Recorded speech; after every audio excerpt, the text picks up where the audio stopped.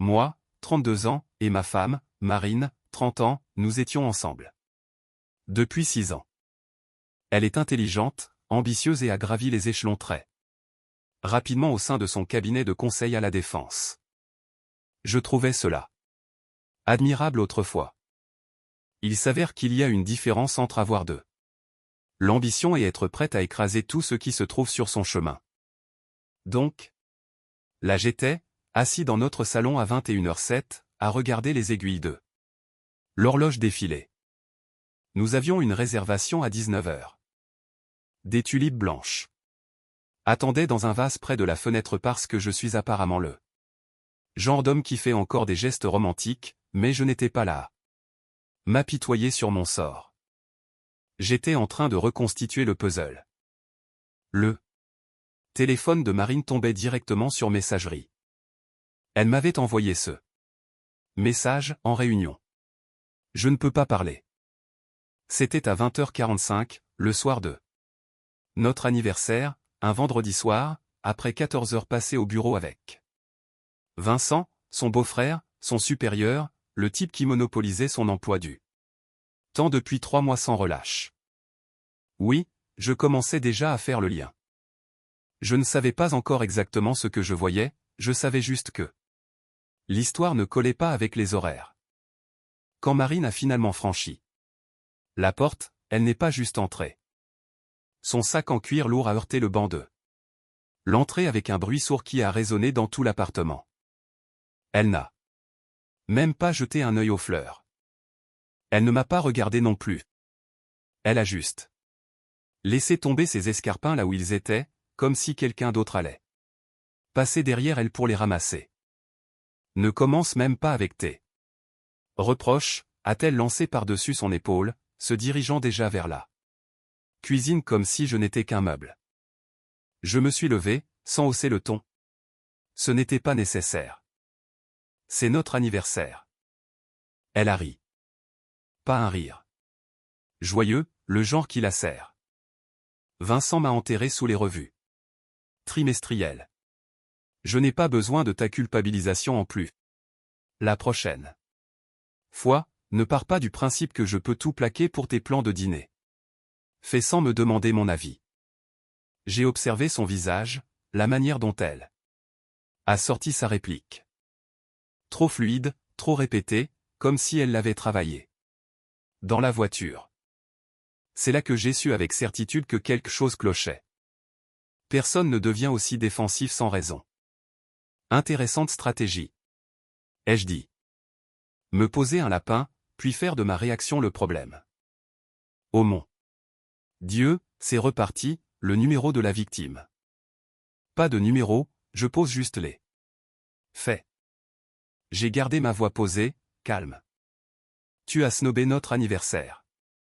Ton patron t'a gardé tard encore une fois, et d'une certaine manière, c'est moi qui suis en tort parce que j'attends un respect élémentaire. Elle est montée à l'étage sans dire un mot de plus. J'ai pris les tulipes et je les ai jetées à la poubelle. Pas parce que j'étais blessé, mais parce qu'elles ne servaient plus à rien. Je suis resté là un moment, à regarder ces fleurs dans la poubelle. 45 €, certes, mais surtout, la preuve d'un schéma que je voyais se dessiner. Depuis des semaines. Vincent, le type qui avait fait le discours de témoin à notre mariage il y a 4 ans, parlait de famille, d'engagement et de construire un avenir ensemble, un discours très inspirant. Maintenant, il était l'excuse à tout. Sa femme, Élodie, la grande sœur de Marine, jouait toujours là. Surveillante lors des repas de famille, critiquant ceux qui arrivaient en retard. Ou oubliaient de répondre aux invitations.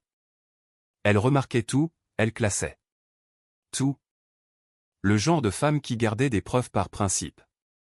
À Noël dernier, j'ai observé Vincent travailler la salle à la fête d'Élodie comme un politicien, serrant des mains, maintenant le contact visuel juste assez longtemps pour paraître sincère, puis passant à autre chose avant que quelqu'un de plus intéressant n'arrive. Il avait coincé Marine près du bar pendant 20 minutes pendant que je faisais semblant de m'intéresser aux photos de vacances de la cousine d'Élodie. À l'époque, je pensais que c'était du boulot. Maintenant, je recalibrais toute la soirée.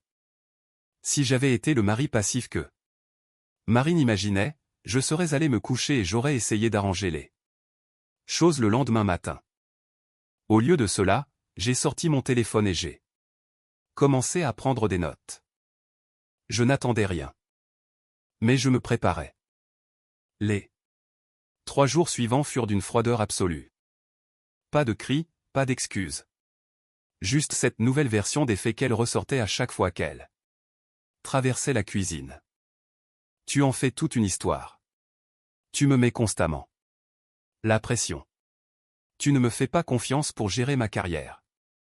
La plupart des hommes auraient couru après, essayé de réparer, se seraient excusés même. Sans avoir rien fait de mal. Moi, je ne cours pas après, j'observe. Alors, j'ai regardé sa routine changer, des soirées plus tardives, plus de réunions d'urgence, le nom de Vincent lâché dans les conversations comme des miettes de pain. J'ai supprimé mon calendrier de notre application partagée, retiré ma carte bancaire des prélèvements automatiques communs et j'ai commencé à tirer des lignes claires. Pas de drame, juste de la préparation. Elle pensait que je faisais la tête. J'étais en train de constituer un dossier. J'ai commencé par son planning de sport. Elle allait toujours à la salle le lundi, mercredi et vendredi à 6 heures du matin. Maintenant, c'était sporadique, des soirées aléatoires. Elle disait qu'elle rentrait tard de ses séances, mais ses cheveux n'étaient jamais mouillés. Son sac de sport restait dans la voiture, intact. Son téléphone était posé face cachée dès que le nom de Vincent apparaissait, ce qui arrivait bien plus souvent que ce qui est normal pour un type qui était censé être juste son patron. Tard, le 3e soir, mon téléphone s'est allumé sur la table de chevet. Il était 23h43. Je reste au bureau, a dit Marine, la voix trop prudente. Semaine d'audit. Vincent doit avoir tout bouclé avant demain matin. Je pouvais entendre l'écho d'un parking souterrain vide en arrière-plan. Indice indiscutable. Je viens te chercher, ai-je dit. Quoi? Non, c'est ridicule. Je serai en bas dans 20 minutes. Tu es ridicule et contrôlant. 20 minutes, ai-je répété, et j'ai raccroché avant qu'elle ne puisse argumenter. J'ai pris ma veste et je suis parti. La route vers le centre était déserte. Lundi soir, les rues étaient vides.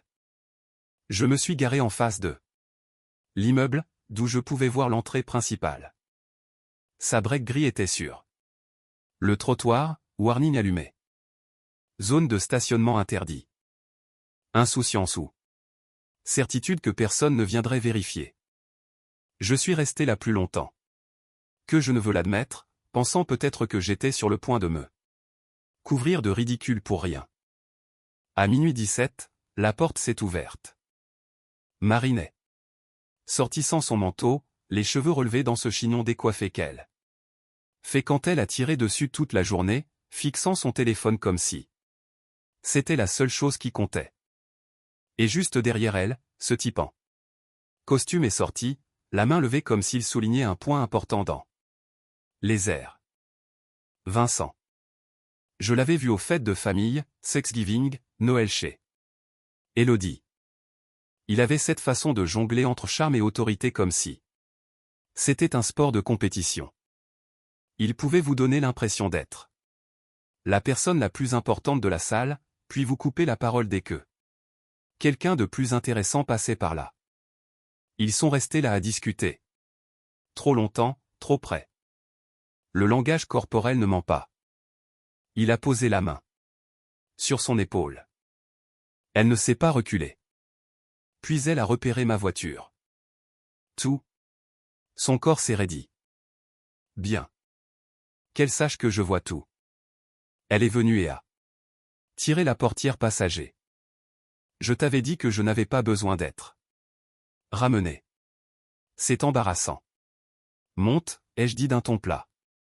C'est Exactement ce que je veux dire. Tu es tellement contrôlant. Monte dans la voiture, Marine. Elle a lâché un soupir, s'est affaissée sur le siège, a bouclé sa ceinture et s'est tournée pour regarder par la fenêtre. Le réverbère rendait son visage pâle. Le silence entre nous n'était pas juste de la fatigue. Il était chargé. Elle attendait que je craque, que je pose des questions, que je lui donne une ouverture pour mentir. Je ne l'ai pas fait. J'ai juste conduit. Jusqu'à la maison en silence. Je l'ai laissé avec ça. Je l'ai laissé demander ce que j'avais vu et ce que je pensais. L'incertitude la rongerait plus que n'importe quelle accusation que je pourrais formuler. Nous avons eu tous les feux au vert sur le retour, ce qui donnait l'impression que l'univers me disait de continuer à avancer. Le matin est arrivé. J'ai reconduit Marine au centre. Sans discuter. Nous étions devant son immeuble à 8h05. Elle est sortie sans lever les yeux, son téléphone accaparant déjà toute son attention, comme si je n'étais qu'un Uber avec service en plus. C'est alors que cette jeune femme m'a intercepté. Blazer impeccable, yeux nerveux, les cheveux en queue de cheval haute qui la rendait plus sérieuse que son âge ne le suggérait. « Vous êtes le mari de Marine ?» a-t-elle demandé doucement. Je me suis retourné. Oui. Elle ne s'est pas approchée davantage. Pouvez-vous le prouver?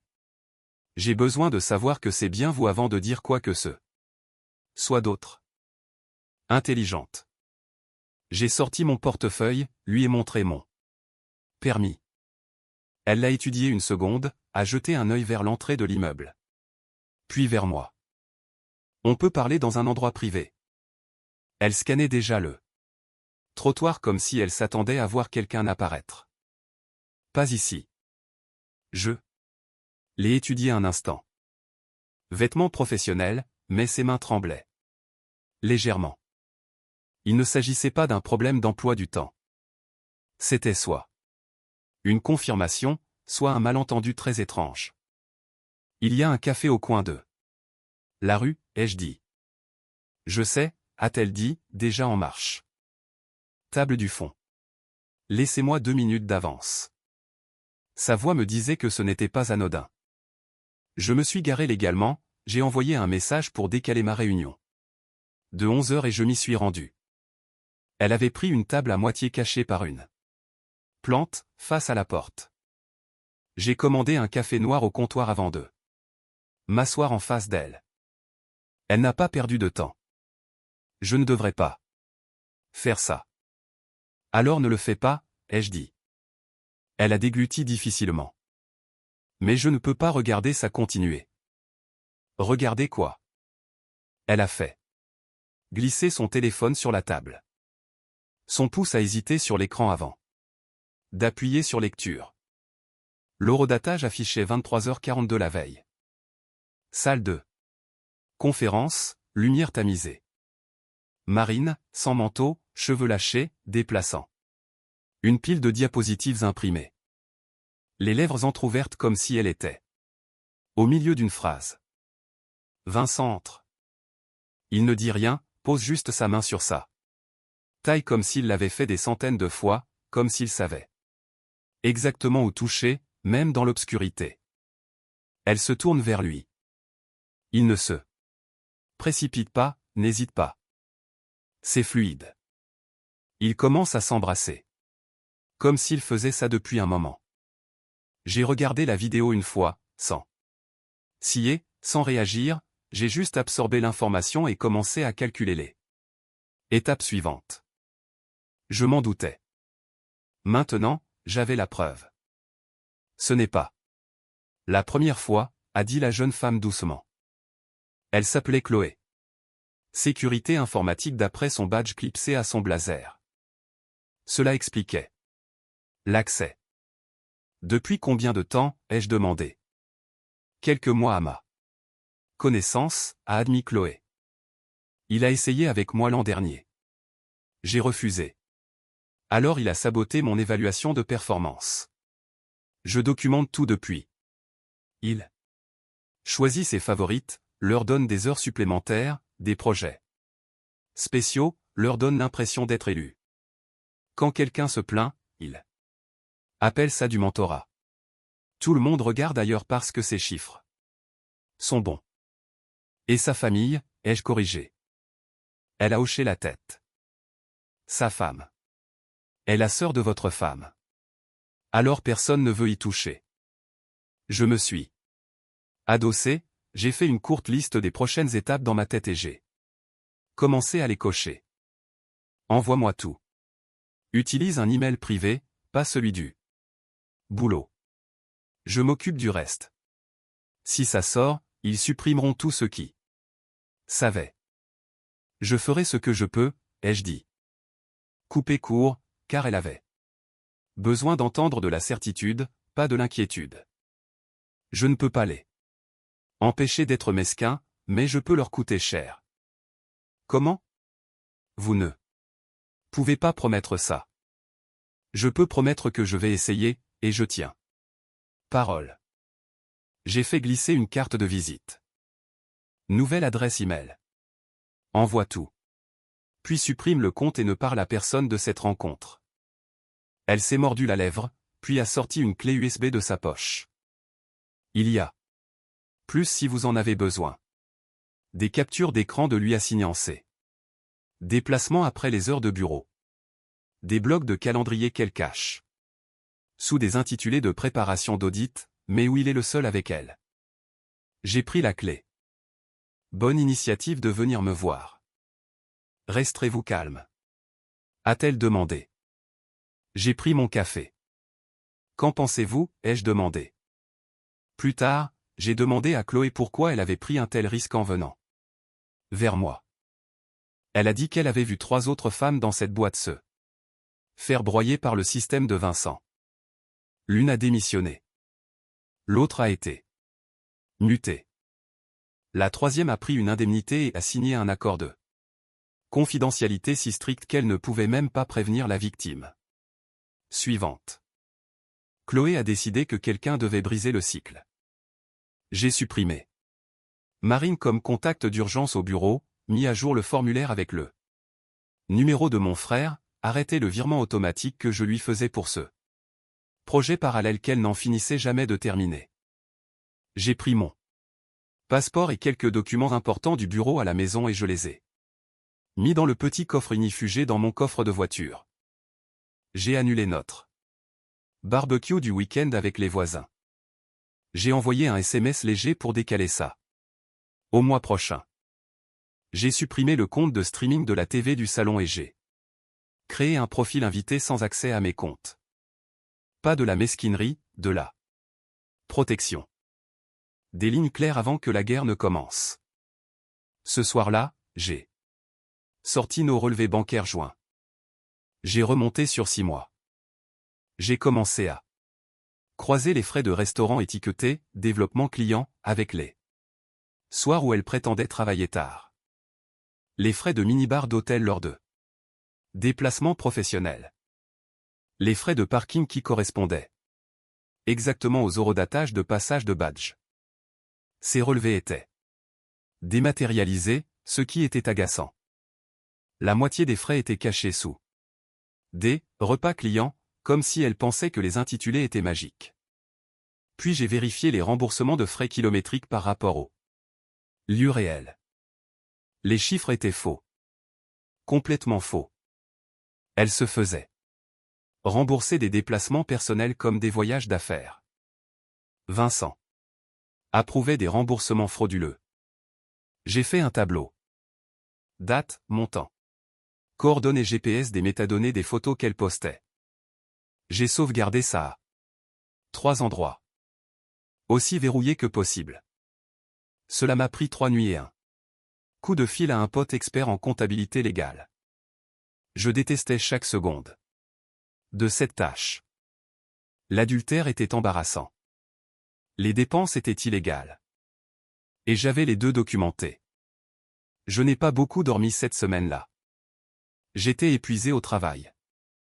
Je suis resté discret pour ne pas passer pour le Mec trompé devenu détective. Le vendredi, je me suis garé dans le centre, devant le vieil immeuble en briques où un ami de la famille tenait son cabinet d'avocat. La soixantaine, lunettes rondes. La patience qui survit au bouchon. Et au café médiocre. Il a levé les yeux quand je suis entré. Ride. Et qu'est-ce qui t'amène? Je lui ai tout dit. Pas la version émotionnelle. La version tactique. Le dîner manqué. Le schéma des soirées tardives. La présence croissante de Vincent. Puis je lui ai parlé de Chloé et de la vidéo. Je n'ai rien dramatisé. Juste décrit les horodatage. La main sur la taille. La routine. De tout ça. Mon avocat a écouté sans combler les vides à ma place. Quand j'ai fini, il a joint ses doigts en arcade. Tu as récupéré les registres historiques. 3 mois d'activité documentée. Relevé bancaire, log de badge. Note de frais. La première semaine du schéma correspond à quand Vincent a commencé à lui assigner ses projets nocturnes. La semaine 12, c'est là où on est. Bon instinct. Quel est ton objectif? A-t-il demandé. Un divorce. Propre. Protection financière. Et je veux des conséquences pour les deux, qui aillent au-delà de ma situation personnelle. Il faisait ça avant Marine. Il le fera après. Je veux que le cabinet sache exactement ce qu'il protège. Il a hoché la tête lentement. Intelligent. Les ressources humaines sont inutiles. Ici, ils existent pour absorber les chocs pour l'entreprise. Les associés sont les seuls à pouvoir faire pression sur Vincent. Les associés n'agiront pas. S'ils contrôlent le chiffre d'affaires, ai-je dit. Certes, mais il y a un comité des actionnaires. Il a tourné son bloc-notes vers lui et a commencé à écrire. Tu vises au-dessus des associés. Directement les gens qui signent les lettres d'audit et ont la responsabilité fiduciaire. Tu inclus une clause sur les représailles contre les informateurs. Garde un ton clinique. Joins-les horodatage, les entrées de connexion, les approbations de voyage. Rends-la chose difficile à contester. Tu peux l'acheminer directement. Je vais le déposer auprès du conseil externe du comité. Ça crée un registre qu'ils ne peuvent pas enterrer facilement. Il a ajusté ses lunettes. Les dommages collatéraux incluront ta femme. Je sais. C'est le but. Es-tu prêt pour ça? J'étais prêt quand elle a choisi l'emploi du temps de Vincent plutôt que notre anniversaire, ai-je dit. Tout ce qui suit n'est que de l'exécution. Il a esquissé un sourire triste. Tu es plus froid que ce à quoi je m'attendais. Pas froid. Concentré. Il a fait glisser un document vert. Moi. Commence ta séparation maintenant. Finances, routine de vie, calendrier. Social. Plus de façades communes. Ça rend la suite plus nette. Déjà commencé. Les honoraires ont piqué, mais je les ai payés. Si ça se retournait contre moi, je passerais pour un fou. Ça valait le risque. En sortant, je suis passé par mon bureau. Je gère la logistique pour une société de distribution de taille moyenne. Rien d'extraordinaire, mais ça fait tourner la boîte. Mon second, Jory, est le genre de gars qui acquiesce une fois et gère les choses sans en faire toute une histoire. Je l'ai briefé sur un ton neutre en disant que je serais moins disponible la semaine prochaine et qu'il devrait gérer la réunion du mardi. Tu es sûr de toi, a demandé Jory. J'exécute un plan. C'est la même chose. Besoin d'aide. Continue juste de faire tourner la boutique. Le week-end est arrivé, sous des airs de stratégie. Samedi matin, Marine a crié du haut de l'étage avec une voix qui disait qu'elle avait déjà pris toutes les décisions sans me consulter. Comme d'habitude. Session stratégique à Chicago. A-t-elle annoncé, comme si elle informait un subordonné. Retour dimanche. Ne m'attends pas. J'étais au bar du petit déjeuner en train d'organiser les reçus en pile nette. Facture d'énergie, assurance, abonnement. Créer de l'ordre dans le chaos que nos finances étaient devenues. Amuse-toi bien. Ai-je répondu, sans lever les yeux. Tu ne te soucies même pas de savoir où je vais maintenant? Elle est entrée dans la cuisine avec des lunettes de soleil sur la tête, alors qu'on était à l'intérieur et qu'il était à peine 8 heures du matin. Des lunettes de créateur qu'elle avait achetées le mois dernier sans mentionner le prix. La plupart des maris feraient au moins semblant de s'y intéresser. Profite bien de ton voyage, ai-je dit d'un ton égal, en continuant à trier les papiers. Elle est restée là, comme si elle attendait que je pose des questions. Pour me donner une ouverture pour d'autres mensonges. Je ne l'ai pas fait. On parlera quand je serai de retour, a-t-elle fini par dire. Bien sûr. Elle a fait rouler sa valise jusqu'à la porte. A marqué une pause avec la main sur la poignée, attendant quelque chose. Je suis resté les yeux sur mes reçus. La porte s'est fermée derrière elle. J'ai regardé par la fenêtre tandis qu'elle chargeait son sac dans sa voiture. Le break gris. Le même dans lequel je l'avais récupéré. Devant le bureau. Le même qui était garé sur cette zone d'interdiction pendant qu'elle était à l'intérieur en train de fricoter avec son patron au beau-frère. J'ai compté 5 minutes. Puis j'ai appelé mon avocat. Elle vient de partir. Pour son faux voyage à Chicago, ai-je dit. Le timing est parfait, a-t-il répondu. J'entendais des papiers remuer. Passe dans 1 heure. On va tout finaliser. Après son départ, j'ai revu mon avocat. Samedi matin, donc. L'immeuble était calme. Il n'était pas ravi de bosser le week-end, mais il m'a calé. On a tout chargé sur son bureau. Clip vidéo, capture d'écran de calendrier, relevé de voyage, passage de badge, note de frais. 3 mois de preuves compilées par Chloé, plus mes propres documents croisés sur la même période. Exhaustif, ne suffit même pas pour décrire ça. Un reçu en particulier ressortait. Un achat en bijouterie il y a 6 semaines. 800 €. Je n'avais jamais vu de nouveaux bijoux sur Marine, ce qui signifiait soit qu'elle s'était acheté quelque chose et l'avait caché, soit que Vincent lui faisait des cadeaux.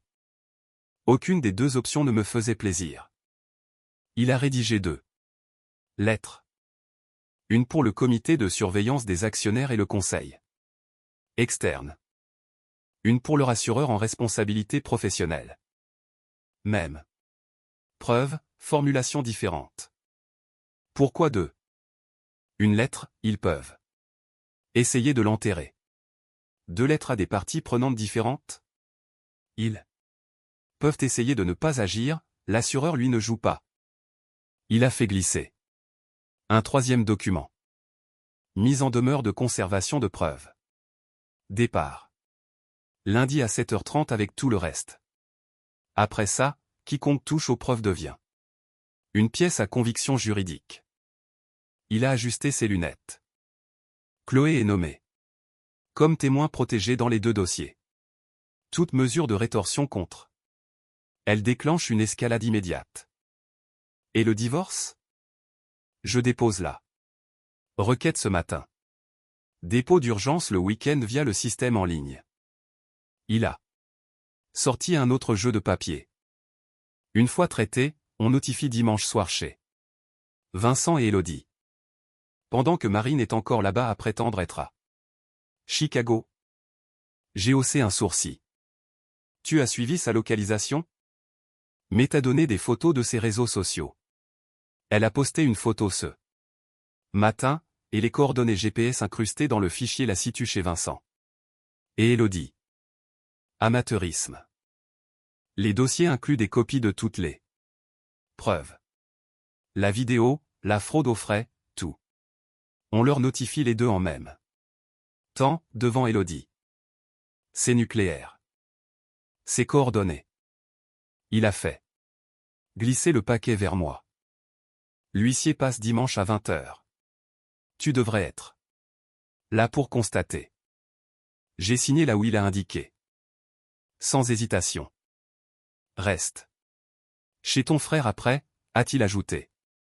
Quand ça va exploser, tu voudras être loin. Je lui ai serré la main. Merci. Remercie-moi quand ce sera fini. Samedi après-midi, Chloé a envoyé un SMS. L'informatique avait annoncé une maintenance serveur de routine pour la nuit. Une maintenance le week-end dans une boîte qui ne fait jamais de maintenance le week-end. Vincent posait des questions sur la conservation des images de vidéosurveillance. Je l'ai rappelé. Je lui ai dit que ça n'avait pas d'importance. Nous avions des copies à 3 endroits. S'ils effaçaient les logs avant que la mise en demeure de conservation n'arrive lundi, ça ne les sauverait pas. Mais ça étirerait l'affaire sur une semaine plus longue et plus sale. Elle s'est calmée. Je lui ai dit de faire profil bas et d'attendre. Si Chloé lâchait, j'avais toujours mes propres dossiers. Juste un peu moins net. Vincent devenait nerveux. Amateur. Il aurait dû rester calme. Le dimanche soir est arrivé avec le silence qui précède les tempêtes. Je me suis garé dans l'allée à 19h52.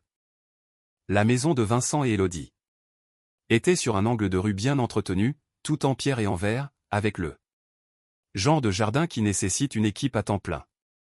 Le break gris de Marine était garé dans l'allée circulaire, juste à côté de la berline noire de Vincent.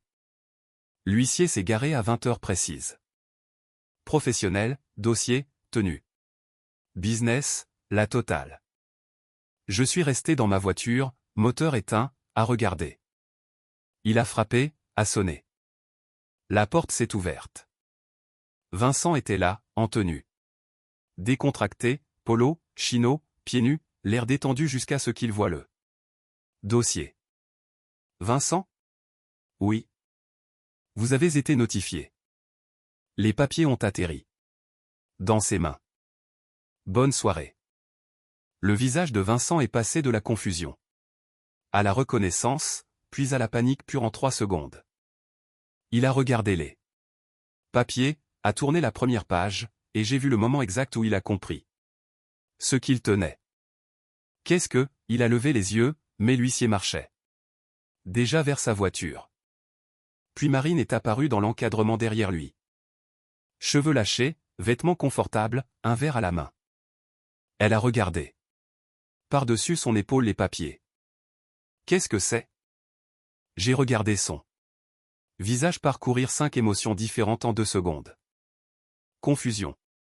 Reconnaissance, panique, puis quelque chose de calculé, comme si elle travaillait déjà sur son histoire. Sa main est allée vers le bras de Vincent, et il s'est reculé comme si son toucher le brûlait. C'est là que je suis sorti de ma voiture et que j'ai remonté l'allée. Lentement, délibérément. Marine m'a vu. La première. Son visage s'est vidé de sa couleur. Reed, qu'est-ce que tu fais? Là. Elle a essayé de se reprendre, forçant le naturel. Reed, détends-toi. Ce n'est pas ce que tu crois. Avant que je puisse répondre, les phares ont balayé l'allée. Un SUV blanc s'est garé derrière le break de Marine. Élodie. Marine avait déjà commencé à marcher vers moi, une main levée comme si elle voulait expliquer quelque chose. Reed, s'il te plaît, laisse-moi, je lui ai tourné le dos, pour faire face à Élodie. Elle est sortie avec un sac de voyage au bras, clé en main, s'attendant à un retour normal du dimanche après avoir vu sa mère. Elle m'a vu debout, tourné vers Marine, sa sœur figée au milieu de ses supplications, Vincent tenant un paquet juridique les mains tremblantes, et son visage a fait ce lent passage de la confusion au calcul. Pourquoi est-ce que tu ignores ta femme, a lancé Élodie, assez fort pour qu'au moins un rideau bouge de l'autre côté de la rue. Je n'ai pas haussé le ton. Peut-être parce qu'elle est en train de coucher avec ton mari. Tout s'est arrêté. Les mains de Vincent tremblaient comme s'il voulait froisser les papiers pour annuler le temps. Le paquet a glissé et s'est éparpillé sur le porche, et Marine s'est raidie, comme si son corps oubliait comment être humain. Les clés d'Élodie ont heurté le béton et ont rebondi, elle n'a même pas remarqué. Une lumière de Porsche s'est allumée en face, puis une autre. J'ai hoché la tête vers les papiers éparpillés aux pieds de Vincent. Requête de divorce, mise en demeure. Vidéo, log de badge, fraude aux frais, tout ce que vos avocats vont détester. Élodie a fixé Marine. Tu m'avais dit que tu étais à Chicago. Marine a ouvert la bouche, puis l'a fermée comme si elle était à court de scénario. Tu m'as envoyé un SMS depuis l'hôtel, a continué Élodie, la voix se faisant plus tranchante. Tu m'as envoyé une photo de la vue. Vincent a essayé de faire un pas vers elle. Élodie, écoute. Ne parle pas. Elle a levé une main. Puis, elle a regardé Marine, vraiment regardé. Tu es dans ma maison. Tu as dit que tu venais chercher quelque chose. Je ne savais pas que tu étais en train de coucher avec mon mari. Je peux expliquer, a essayé Marine. Élodie a répété, la voix mortellement calme. Dans ma maison, avec mon mari, après avoir menti sur Chicago. Quelque part dans la rue, un chien a commencé à aboyer. En face, un type en short de sport était déjà au téléphone, faisant les 100 pas comme s'il débattait de son implication. Puis l'instinct universel de banlieue a pris le dessus. Enregistrer d'abord, n'intervenir jamais. J'ai vu au moins de caméras de téléphone braquées sur nous. Élodie s'est retournée vers Vincent. J'appelle les flics. Ne fais pas ça, a dit Vincent rapidement. Trop rapidement. Calmons-nous tous. On peut discuter à l'intérieur. À l'intérieur, là où tu as été en train de coucher avec ma sœur? La voix d'Élodie a craqué. Dans notre maison? Marine a enfin trouvé les mots, en me pointant du doigt. Tu as manigancé ça. Tu as tout prévu. Tu as fait ça. Toute seule, ai-je répondu calmement. J'ai juste documenté. Élodie a attrapé son téléphone, a commencé à faire défiler. Son visage changeait à chaque écran. Préparation d'audit dimanche avec M, a-t-elle lu à voix haute. Tous. Les dimanches depuis 3 mois. M, Marine. Elle a levé les yeux vers Vincent.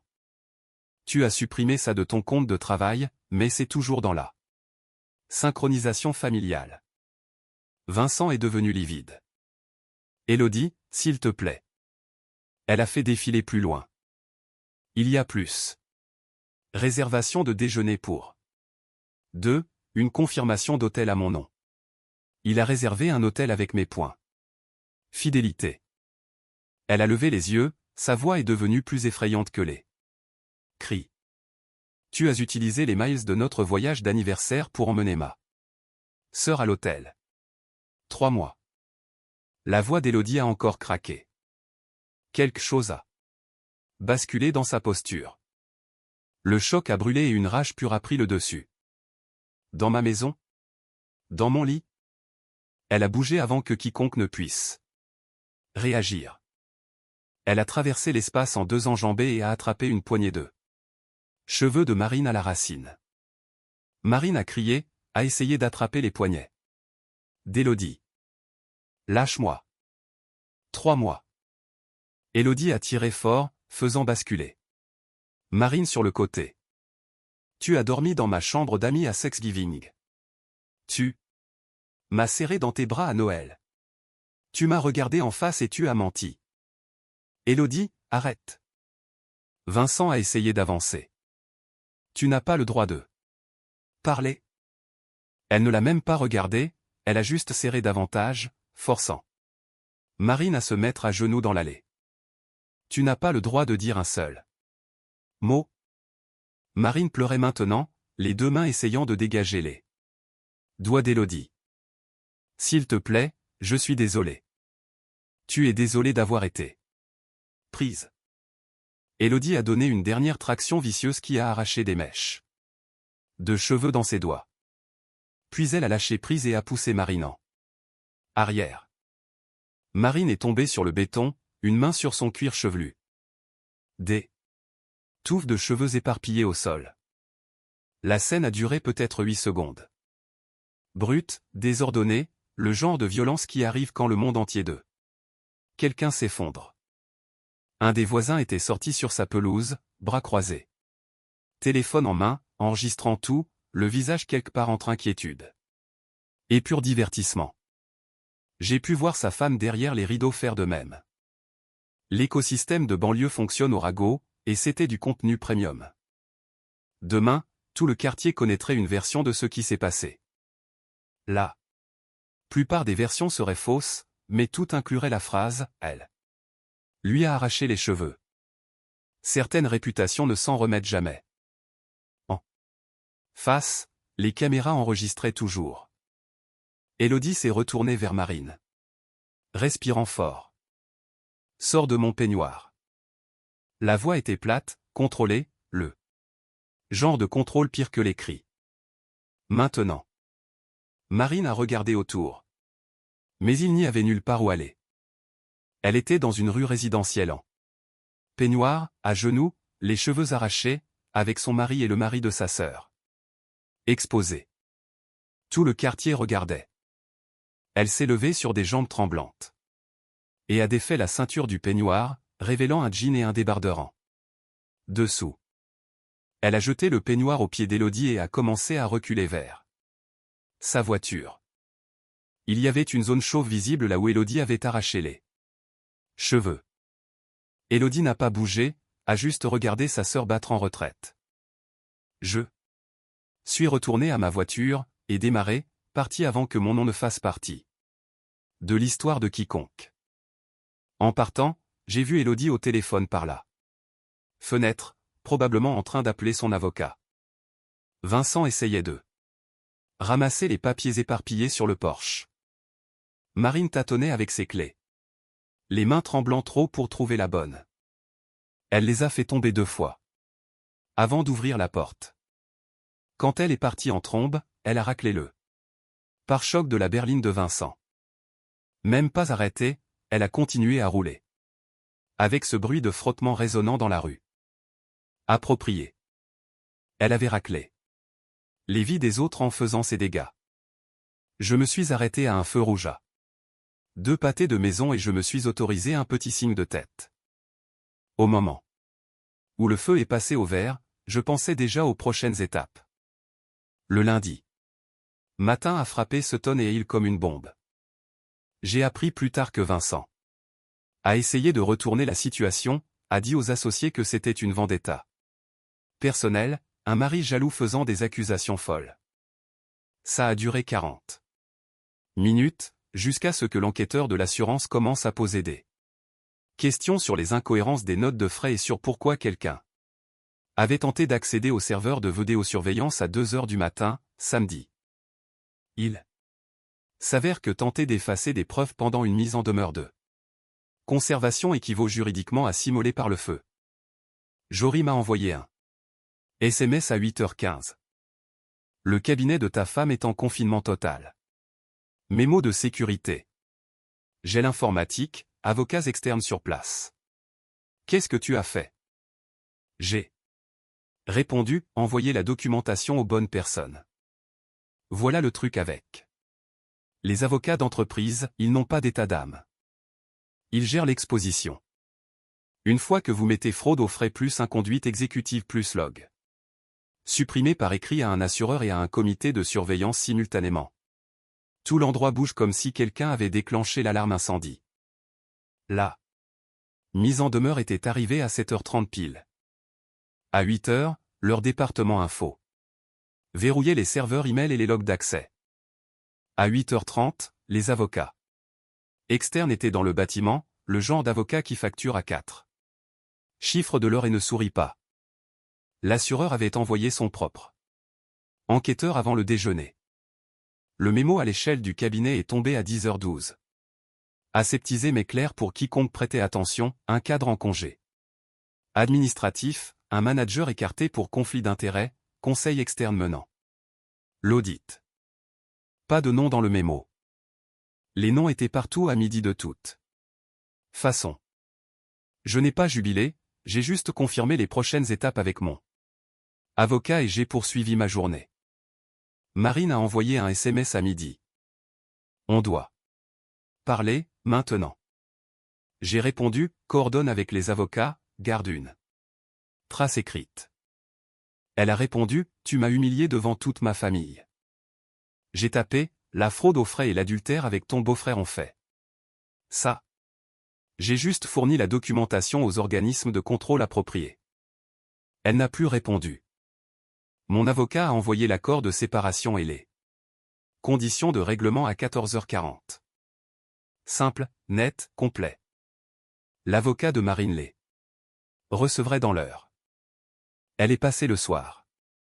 Je l'ai reçue sur le porche, je ne l'ai pas laissé entrer. Reed, s'il te plaît, on peut parler comme des adultes. Signature seulement, via avocat. J'ai perdu mon job.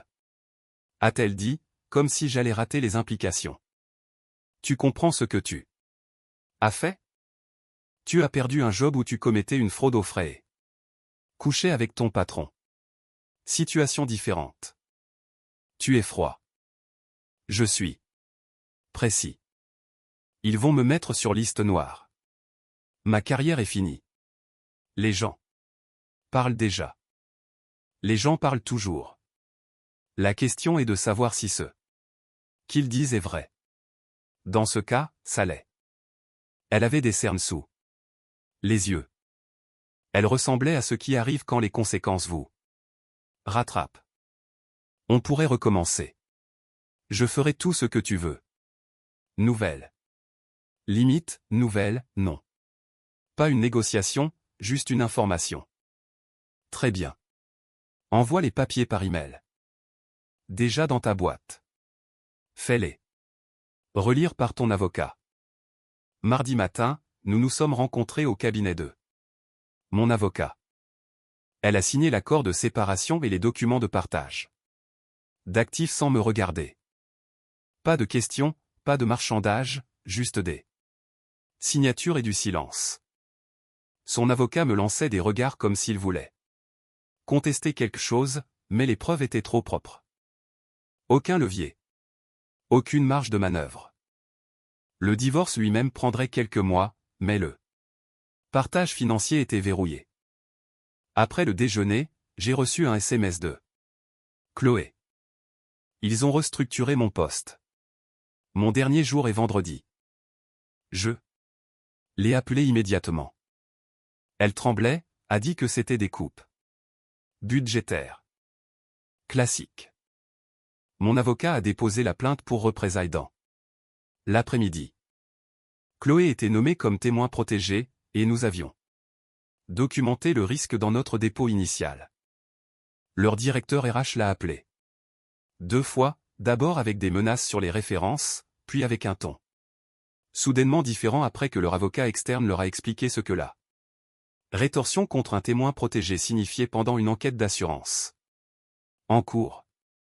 Dès vendredi, Chloé avait ses indemnités, 3 mois de couverture santé payée et une lettre de recommandation que leurs avocats avaient rédigée eux-mêmes.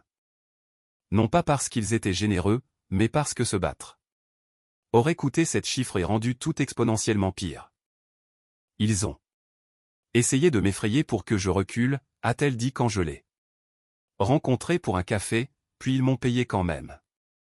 C'est comme ça que fonctionne la pression institutionnelle. Ils testent la faiblesse d'abord. Quand ils n'en trouvent pas, ils paient. Elle a souri.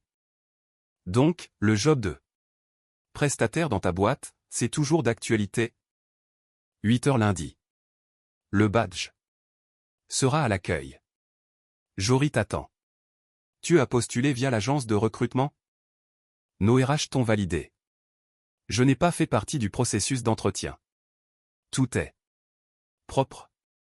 3 semaines plus tard, les rythmes se sont installés. La maison était à moi. Mon emploi du temps était à moi.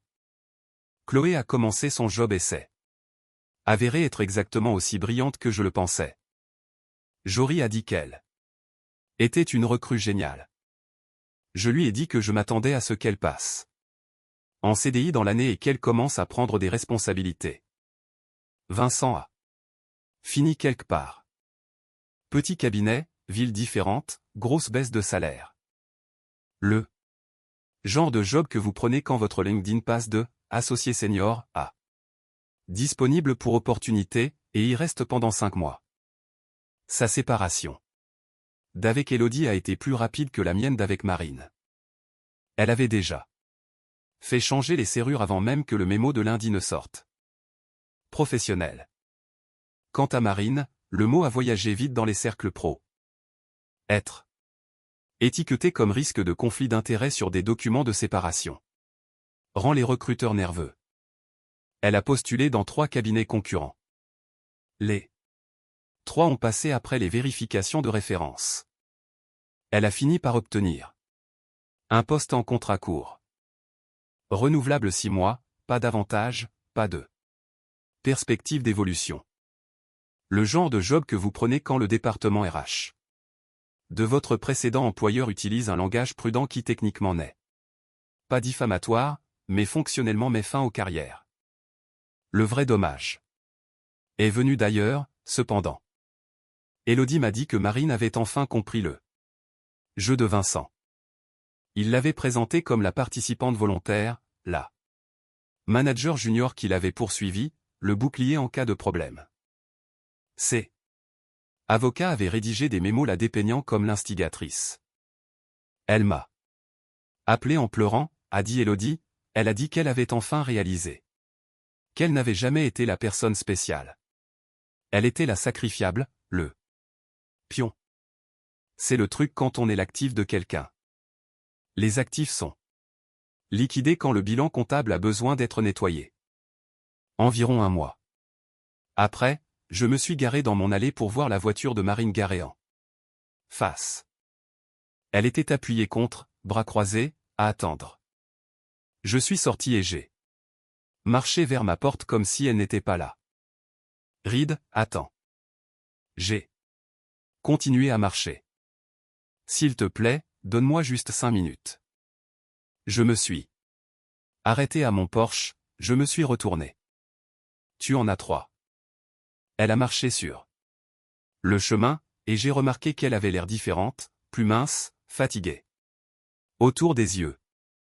Les lunettes de soleil de créateur avaient disparu. Son attitude aussi. Ses cheveux étaient coiffés différemment maintenant, balayés d'un côté pour couvrir l'endroit où Elodie avait arraché une mèche. Ça repoussait encore. J'ai fait une erreur. Tu as fait une série de choix. Elle a tressailli. Je sais. Vincent me faisait me sentir importante, et je me suis laissé prendre, et j'ai tout jeté ce qui comptait vraiment. Je me suis appuyé contre la rampe du Porsche, j'ai attendu. Elle a essayé tout le topo. Nouvelle limite, contrat post-nuptial, tout ce que tu veux, comme si j'étais un abonnement qu'elle pouvait réactiver après l'échec de la version d'essai. Non, ai-je dit, pas une discussion. Je sais comment ça sonne. Tu n'es pas là. Parce que tu as trouvé une conscience.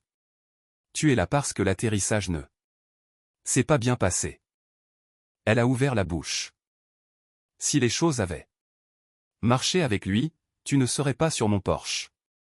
Je suis désolé de t'avoir fait du mal. Je le pense vraiment. J'ai étudié son visage. Elle le pensait. Probablement. Les gens le font toujours une fois que les conséquences arrivent. Et qu'ils ont besoin de quelque chose. Tu veux savoir un truc, ai-je dit. Le soir de notre anniversaire, quand tu es rentré et que tu m'as blâmé pour avoir fait des plans de dîner sans demander, j'ai su tout de suite que quelque chose n'allait pas. La façon dont tu as sorti cette réplique. Trop fluide. C'est là que j'ai commencé à prendre des notes. Tu me pistais depuis le début? Je surveillais les schémas. Tu l'as rendu évident. Elle s'est approchée. Donc, tu admets qu'on a tous les deux fait des erreurs. On pourrait travailler là-dessus. Ensemble. C'est impressionnant.